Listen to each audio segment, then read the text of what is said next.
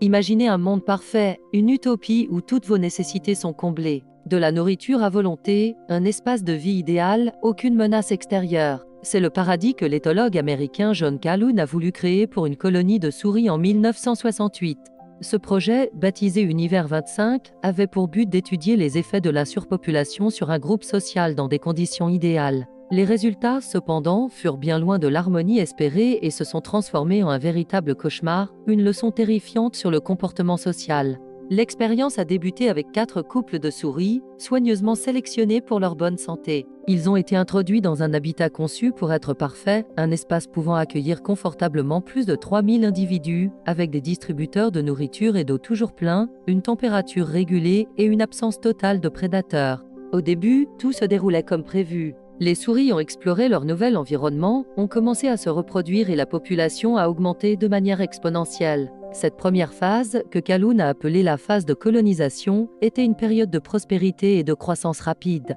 La population doublait environ tous les 55 jours. Les souris vivaient dans une harmonie apparente, établissant des nids et élevant leurs petits sans difficulté. C'était l'âge d'or de l'univers 25, une période où le rêve d'une société parfaite semblait se réaliser sous les yeux des scientifiques. Cependant, après environ 315 jours, alors que la population atteignait les 620 individus, les premiers signes inquiétants ont commencé à apparaître. L'espace, bien que vaste, commençait à être perçu comme saturé. Les interactions sociales devenaient plus fréquentes et plus complexes, et la structure sociale qui s'était établie commençait à se fissurer. C'est à ce moment que l'expérience est entrée dans sa deuxième phase, la phase d'exploitation. Les souris les plus âgées et les plus établies avaient déjà revendiqué les meilleurs nids et les positions sociales dominantes. Les nouvelles générations, naissant dans un monde déjà plein, avaient du mal à trouver leur place. Les jeunes mâles se retrouvaient sans rôle social défini. Ils ne pouvaient ni défendre un territoire, ni s'établir en tant que chef de famille. Frustrés, beaucoup ont commencé à abandonner la lutte pour le statut social, se retirant dans les zones communes au centre de l'habitat.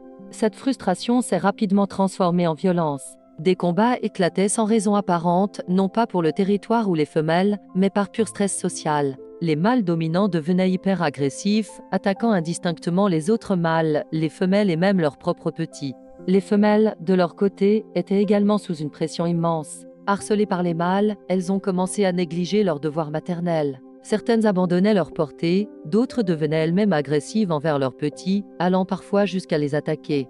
Le taux de mortalité infantile a grimpé en flèche. Dans ce chaos social, l'instinct de survie de l'espèce semblait s'effondrer. La structure familiale, pilier de la société des souris, s'était complètement désintégrée.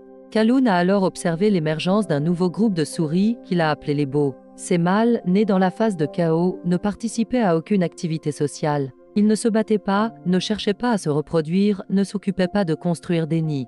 Leur seule activité consistait à manger, boire, dormir et se toiletter. Leur pelage était impeccable, leur apparence parfaite, mais ils étaient complètement déconnectés de la réalité sociale de leur monde. Ils étaient physiquement présents, mais psychologiquement absents, vivant dans une bulle d'isolement narcissique. Ces beaux représentaient un retrait psychologique total face à un monde trop complexe et stressant. Simultanément, des groupes de femelles se sont également retirés, s'isolant dans les nids les plus élevés et refusant tout contact avec les mâles, mettant ainsi un terme à la reproduction.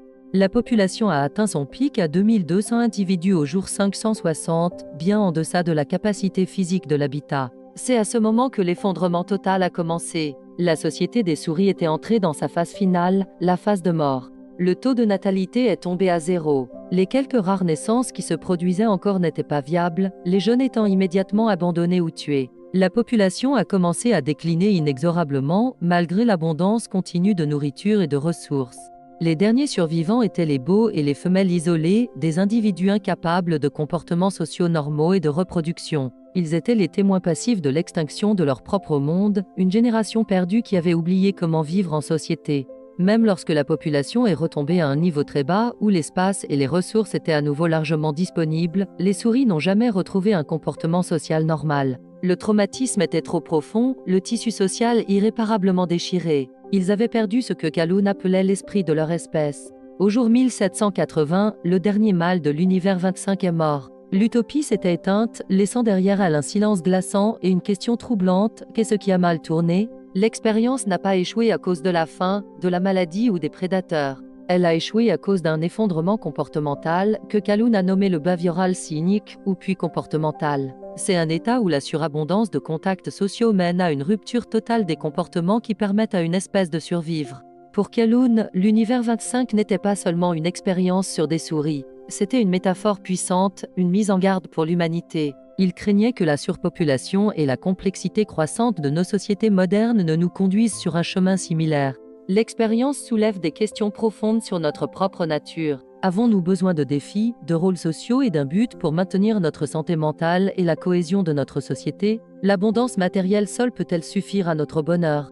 L'histoire de l'univers 25 nous rappelle que la survie d'une société ne dépend pas seulement de ses ressources matérielles, mais aussi de la santé de ses liens sociaux, de ses structures familiales et de sa capacité à donner un sens et un rôle à chaque individu.